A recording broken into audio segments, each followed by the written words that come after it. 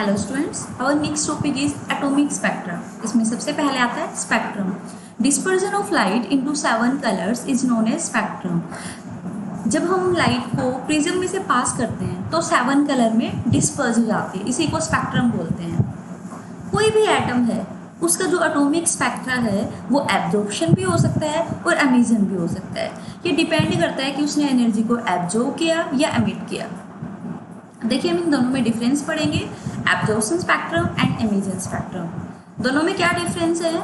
देखिए absorption spectrum के अंदर क्या होता है, वाइट लाइट जो है उसको पहले किसी सॉल्यूशन में से पास करते हैं। जैसे हमने सनलाइट थी उसको पहले NaCl सॉल्यूशन में से पास किया, फिर जो लाइट ट्रांसमिट हुई उसको हमने प्रिज्म से पास किया और फिर हमने एनालाइज किया फोटोग्राफिक प्लेट के ऊपर या स्पेक्ट्रोस्कोप के ऊपर उसको एनालाइज किया।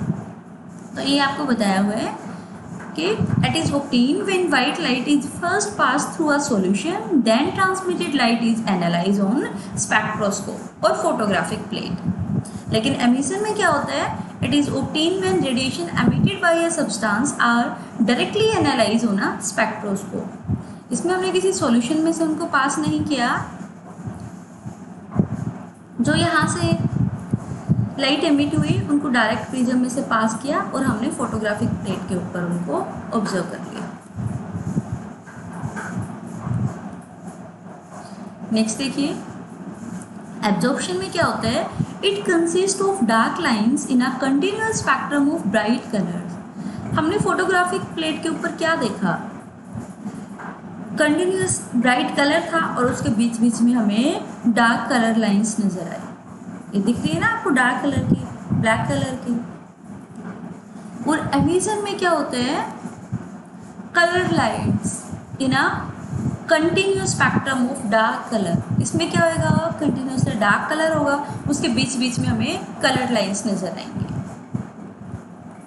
जो सेकेंड पॉइंट है यही लिखा हुआ है, एब्जॉर्प्शन में it consist of dark lines in a continuous spectrum of bright colours और एमिशन में it consist of bright colour line separated by dark space.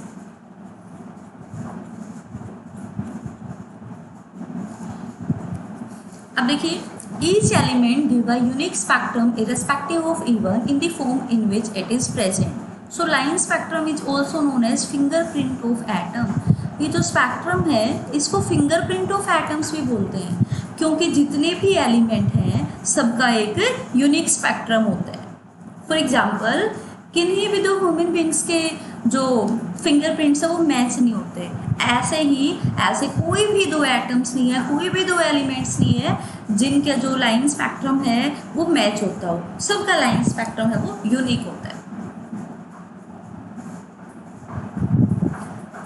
अगर हम जो सोडियम है उसका स्पेक्ट्रम देखें तो उसमें हमें दो येलो लाइन मिलती हैं, एक तो 589 नैनोमीटर के ऊपर और सेकेंड 589.6 नैनोमीटर के ऊपर। देखिए यहाँ पे लाइंस की बात की है। अगर हम सोडियम को देखें ना तो यहाँ पे जैसे हमें दो लाइंस दिखेंगी, जैसे ये है, इसमें दो कलर्ड येलो लाइंस दिख रही है हमें दो अलग अलग वेवलेंथ के ऊपर। वो वेवलेंथ मैंने अभी आपको बताई है। जैसे ये आपको 4 लाइंस दिख रही है ना, उसमें आपको 2 लाइंस नजर आती हैं, 2 येलो लाइंस। नेक्स्ट है spectroscopy. The study of emission और absorption of spectrum is known as spectroscopy. जो हम एमिशन और एब्जॉर्प्शन की स्टडी करते हैं उसको क्या बोलते हैं, स्पेक्ट्रोस्कोपी। नेक्स्ट टॉपिक है emission spectrum of hydrogen atom. देखो हमने क्या किया, सबसे पहले हमने हाइड्रोजन गैस को किसी कंटेनर के अंदर ले लिया, किसी ट्यूब के अंदर ले लिया उसको, फिर हमने क्या किया, उसकी हीटिंग कर दी। अब हीटिंग करते ही जो H2 मॉलिक्यूल्स थे वो स्प्लिट हो जाएंगे किसमें, हाइड्रोजन एटम्स के अंदर। पहले वो मॉलिक्यूल थे H2, अब वो Split होके क्या बन जाएंगे, हाइड्रोजन एटम्स। अब वो सिंगल H बन गए, अब वो हाइड्रोजन एटम में कन्वर्ट हो गया। उसके बाद and electrons of different atoms absorb different amount of energy and excited to different energy levels. देखिए हमने क्या किया, हाइड्रोजन गैस का एक सैंपल लिया, उसकी हमने हीटिंग कर दी सॉरी, हाई टेम्परेचर पे तो हमने क्या देखा कि जो H2 मॉलिक्यूल्स थे वो स्प्लिट हो गए हाइड्रोजन एटम्स के अंदर, और जो एटम्स के इलेक्ट्रॉन थे, हम हीटिंग दे रहे हैं तो उनको एनर्जी मिल रही है, जो अलग अलग इलेक्ट्रॉन्स हैं उन्होंने अलग अलग अमाउंट ऑफ एनर्जी को एब्जॉर्व किया और वो हायर लेवल पे चले गए। इसमें देखो ये एक्साइटेड स्टेट वर्ड यूज़ किया है। एक्साइटेड स्टेट का मतलब क्या है? फॉर एग्जांपल पहले पार्टिकल्स यहाँ थे, लोअर एनर्जी जिसको हम ग्राउंड स्टेट बोलते हैं। अब किसी ने एनर्जी को एब्जॉर्व किया, कोई यहाँ पहुँच गया, कोई यहाँ पहुँच गया, कोई इधर पहुँच गया, इसको बोलते हैं एक्साइटेड स्टेट। मतलब जो हायर एनर्जी लेवल है उसको एक्साइटेड स्टेट बोलते हैं। तो सब ऐसे ऊपर पहुँच गए। अब ये हमें पता ही है कि life time of excited state is very small. जो एक्साइटेड स्टेट है उसका लाइफ टाइम काफ़ी शॉर्ट होता है। कोई भी सब्सटेंस है जो वो एक्साइटेड स्टेट में गया है तो उसको ग्राउंड स्टेट में तो आना ही पड़ता है। और वो ग्राउंड स्टेट में कैसे आएगा? जब जो एक्स्ट्रा एनर्जी उसने एब्जॉर्व की थी उसको एमिट करेगा। तो ऐसे अलग अलग पार्टिकल्स ने अलग अलग अमाउंट ऑफ एनर्जी को एमिट किया और हमें इसके स्पेक्ट्रम में काफ़ी ज़्यादा लाइंस नज़र आई। देखो लाइंस कैसे, मैं आपको एक एग्जांपल लेके दिखाती हूँ। फॉर एग्जांपल एक ग्राउंड स्टेट था, यहाँ पे हम बोल दें n इज इक्वल टू 1, ये है n इज इक्वल टू 2, ये 3, 4, 5, n is equal to infinity. तो मान लो एक पार्टिकल यहाँ था, उसने अपनी सारी की सारी एनर्जी एमिट कर दी और यहाँ पहुँच गया। एक पार्टिकल यहाँ था, उसने भी अपनी सारी एनर्जी एमिट कर दी, यहाँ पहुँच गया। वो पार्टिकल यहाँ था, उसने अपनी सारी एनर्जी एमिट कर दी और यहाँ पहुँच गया। यहाँ वाले ने सारी एनर्जी एमिट कर दी, यहाँ पहुँच गया और यहाँ। तो ऐसे हमें देखो लाइंस का एक बंडल नज़र आया। सिमिलरली जो पार्टिकल्स इन्फिनिटी लेवल पे थे उन्होंने सारी एनर्जी एमिट नहीं की, थोड़ी सी एनर्जी अपने पास रख ली, वो यहाँ सेकेंड लेवल तक आ गए, यहाँ पे पहुँच गए। फिर यहाँ वाले ने अपनी कुछ एनर्जी एमिट की, यहाँ पहुँच गया। फिर यहाँ वाले ने यहाँ पहुँच गया, फिर यहाँ के वाले ने कुछ एनर्जी एमिट की, यहाँ पहुँच गया। तो ऐसे हमें 5 बंडल्स नज़र आए थे। उनके नाम देखिए उन सीरीज़ के। लाइमन सीरीज़ जब n1 की वैल्यू 1 है, देखो ग्राउंड स्टेट जब 1 है मतलब वो फर्स्ट पे पहुँचे हैं सारे। n2 पहुँचे कहाँ से हैं? सेकेंड लेवल से, थर्ड लेवल से, फोर्थ लेवल से, सारे हायर लेवल से पहुँचे हैं। और जो इनका स्पेक्ट्रल रीजन है ये यूवी रीजन में लाई करते हैं, अल्ट्रावायलेट रीजन के अंदर। सेकंड है बाल्मर सीरीज़, इसमें n2 की जो n1 है उसकी वैल्यू होगी 2, मतलब सेकंड लेवल पे रिटर्न हुए हैं सारे के सारे। कहाँ से? थर्ड लेवल से, फोर्थ लेवल से, फिफ्थ लेवल से। ये हमें विजिबल रीजन में दिखा। पार्शियल सीरीज़, इसमें n1 की वैल्यू 3 है, थर्ड लेवल पे सारे पहुँचे हैं। कहाँ से पहुँचे हैं? 4th, 5th, 6th टू सो। ये IR रीजन के अंदर दिखते हैं, लाई करते हैं। फिर नेक्स्ट है ब्रैकेट, इसमें 4th लेवल पे पहुँचे हैं सारे, 5th लेवल से, 6th से, 7th से, ये भी IR रीजन में लाई करते हैं। पेपर n1 की वैल्यू 5, ये सारे 5th लेवल में पहुँचे हैं। कहाँ से पहुँचे हैं? 6th लेवल से, 7th से, 8th से, ये भी IR रीजन के अंदर लाई करते हैं। देखिए बाल्मर फॉर्मूला, इसने अपना एक फॉर्मूला दिया था। अगर हमें वेव नंबर निकालना है, वेव नंबर ये आपको पता ही है 1/λ के इक्वल होता है, तो कैसे निकालेंगे? 109 677 1/2 का स्क्वायर, क्योंकि बाल्मर सीरीज के लिए n1 की वैल्यू कितनी होती है? 2 होती है ना, तो ये n1 की वैल्यू यहाँ पे पुट की हुई है -1/n2 का स्क्वायर पर सेंटीमीटर। इसकी यूनिट पर सेंटीमीटर होगी। आप इसको इतनी बड़ी कैलकुलेशन ना करनी हो तो शॉर्ट में ऐसे लिख देंगे हम इस टर्म को 1.1 × 10⁵। रेबर्ग फॉर्मूला क्या होता है? देखो ये तो स्पेसिफिक हो गया बाल्मर के लिए, रेबर्ग मतलब सबके लिए कॉमन।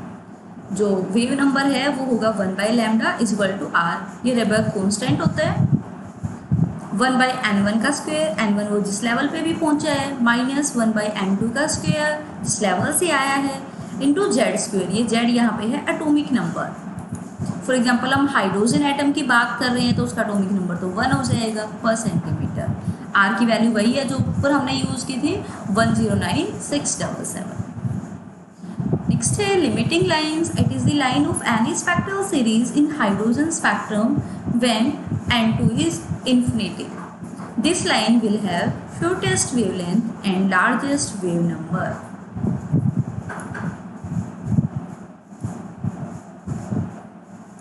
लिमिटिंग लाइन कौन सी लाइन होती है? जब हमें n2 की वैल्यू इन्फिनिटी लेनी होती है।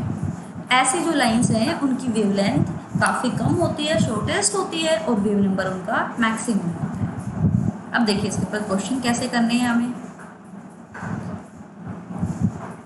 What is the wavelength of light emitted when the electrons in an hydrogen atom undergoes transition from an energy level with n is equal to 4 to level with n is equal to lambda हमें निकालना है, n1 की value 2, second level पे उनको वापस आना है, n2 की वैल्यू परमानेंट n1 से ग्रेटर मिलेगी क्योंकि हाइयर लेवल से ही तो नीचे वाले लेवल पे आएंगे वो।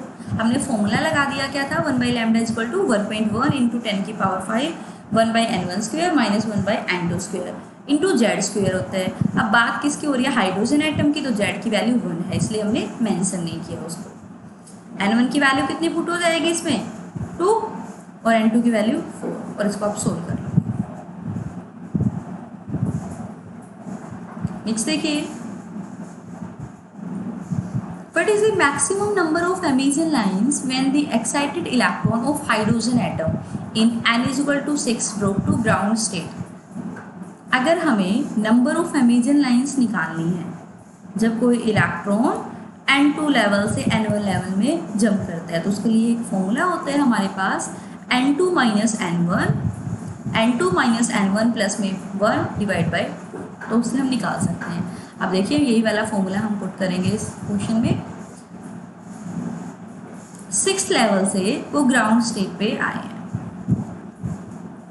अब देखो इसका मतलब क्या है कि जो n2 की वैल्यू है वो तो है 6, और n1 की वैल्यू ग्राउंड स्टेट मतलब 1 वैल्यू है, तो आप यहाँ पे पुट कर देंगे n2 की जगह 6, n1 की जगह 1, तो 6 माइनस 1 5, यहाँ पे 6 माइनस 1 प्लस 1 6 डिवाइड बाई 2, तो 15 एमिशन लाइन्स आ जाएगी।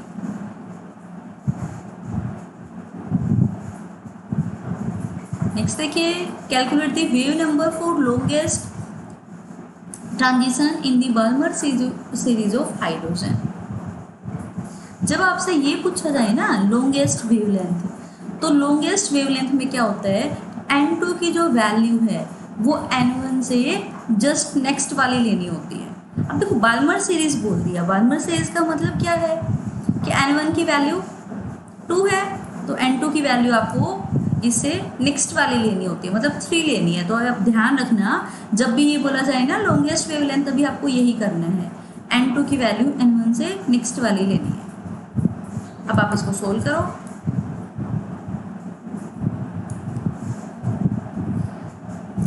One by lambda is equal to 1.1 into 10 की पावर 5 1 बाई n1 का स्क्वायर माइनस 1 बाई n2 का स्क्वायर। वही हाइड्रोजन एटम है तो जेड लेने की रिक्वायरमेंट नहीं है, और आप इसको सोल्व कर लो।